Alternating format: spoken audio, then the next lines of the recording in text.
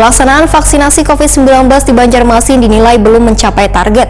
Dari 41% warga yang telah mendapatkan vaksin, baru sekitar 47% penyaluran vaksin yang dilakukan.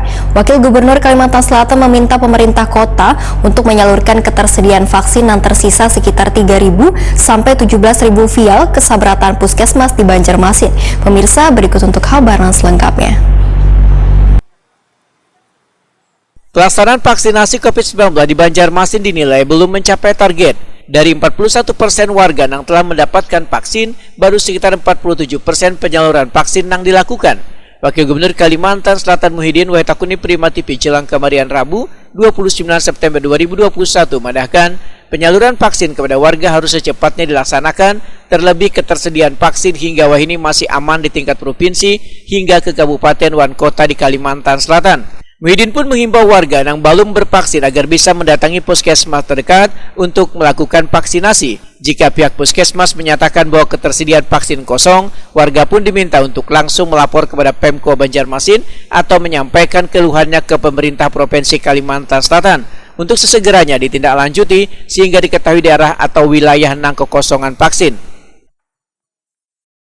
Banjarmasin ini sebenarnya udah cepat juga. Tapi setelah kami ketahui kan cepat, karena ini yang lambat ini karena di sana itu terbagi, Banjarmasin terbagi.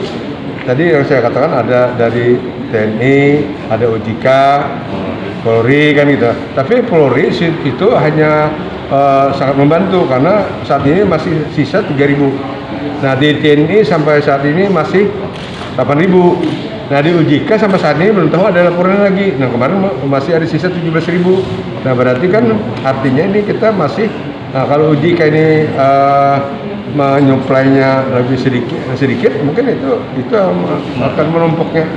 Imun masyarakatnya gini. Jadi artinya masyarakat yang ingin vaksin, kadang-kadang masyarakat bingung nih, dimanapun berada, kalau ingin vaksin, daftarkan di puskesmasnya masing-masing.